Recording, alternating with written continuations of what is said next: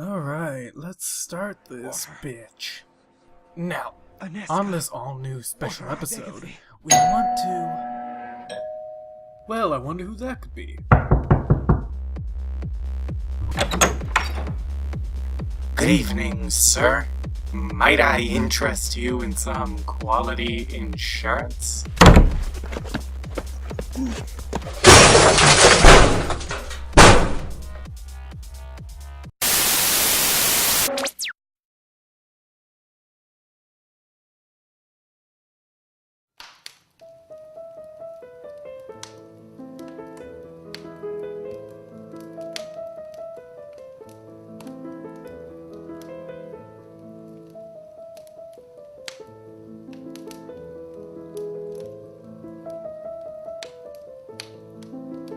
So you wake up after being severely molested by a human woman lacking frontal mandibles and flesh.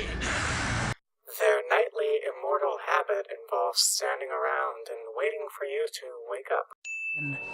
Ekaterina, the leader of the Bruja clan. We are the children of Cain. Steady now, whelp. Thou lackst the strength to fight, and I would slice thee in twain without hesitation. The man wearing a skirt begins to establish dominance over the man wearing a cape. And drives thee mad. Kristoff begins to feed like a common mosquito.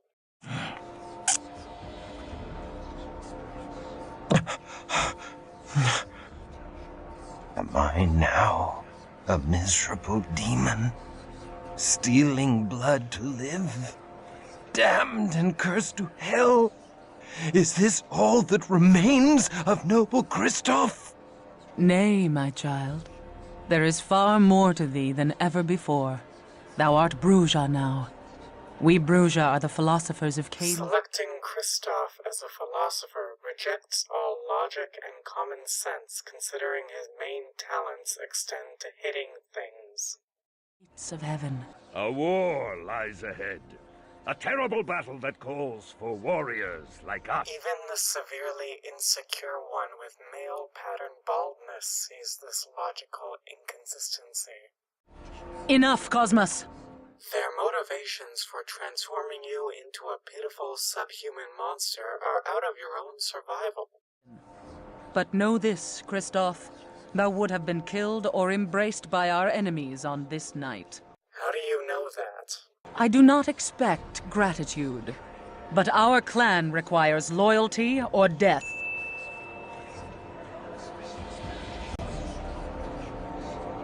There is no life in me. Even my heart has ceased to beat. My very soul has been stripped from me. There is nothing left for salvation or damnation.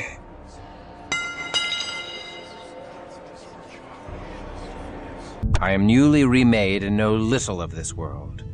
I agree only to follow thy lead for the present. Such rebelliousness is unseemly in a Bruja. I do not like such willfulness in my childer. He displays as much fealty as can be expected from such a one, Ekaterina. Very well, Cosmos. Then thou may hold his leash. We shall see if he takes instruction with more deference. At least they know Kristoff is good at blindly following orders. And none more vile than Clan Zamitzi, which infests Prague like a plague. The fiends seek thy death in payment for the slaying of Azra and her Shlachta servitors. If thou art to survive, thou must quickly master the powers of thy blood. Thou must pay heed to all our laws, or thou wilt become a gibbering monster like the Zamitzi. Our first law... Mistress Ekaterina, I crave thy indulgence. Kristoff is a man of action. His learning shall be the greater on the field of battle than the parlors of the Prometheans. Let me take him on my mission to Garanal's Haven, where he may learn our ways firsthand. I could use a stout broadsword protecting my back. Kristoff becoming a vampire does two major things to the total gameplay. Number one, you gain access to party members. The party members you get as the game goes on generally allow you to compensate for Kristoff's shortcomings. The downside to this is the game begins to send significantly more enemies at you. Number two, you are able to use vampire disciplines. Vampire disciplines allow you to use powers and adjust your playstyle accordingly. However, certain powers are restricted to specific vampire clans. In Kristoff's case, he's only able to use powers that help him fight offensively, such as buffing his stats or healing himself.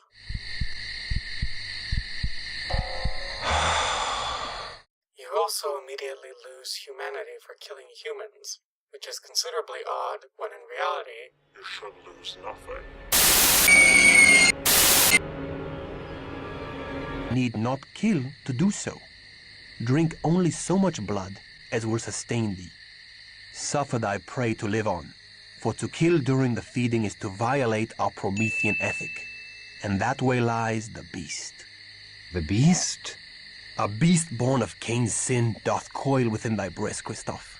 Feed or die, Kristoff, for I shall kill thee before I let the beast claim thee.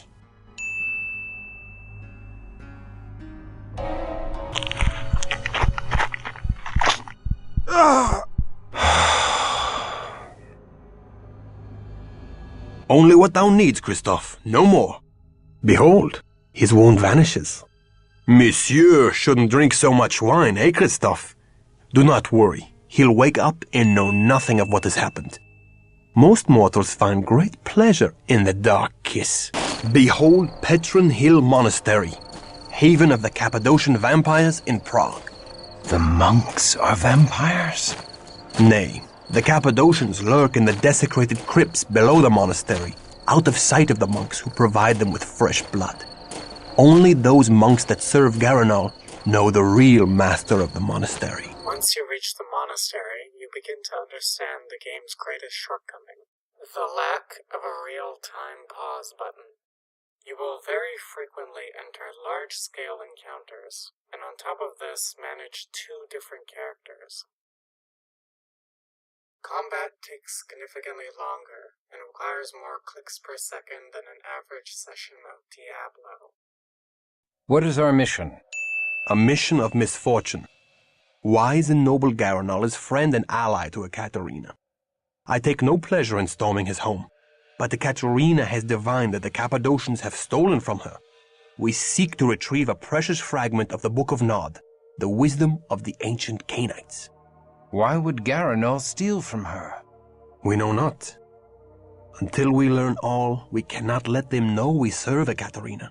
One of the largest continuity disconnects involves being able to diablerize other vampires, and not being frowned upon in any way. In Vampire the Masquerade, if one was to feed on fellow kindred, it would be seen as disgusting and morbid to other vampires.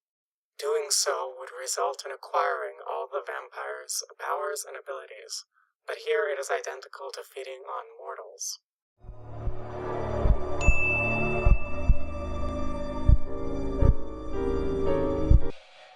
My newest child, Mercurio, hath proved a tainted blessing. Though he is ambitious and untrustworthy, he has added much to the protection of this house. He drinks the power of death with an unquenchable thirst. If Mercurio is charged with the protection of this haven, I wonder that we have not yet faced him. I would have words with this Mercurio.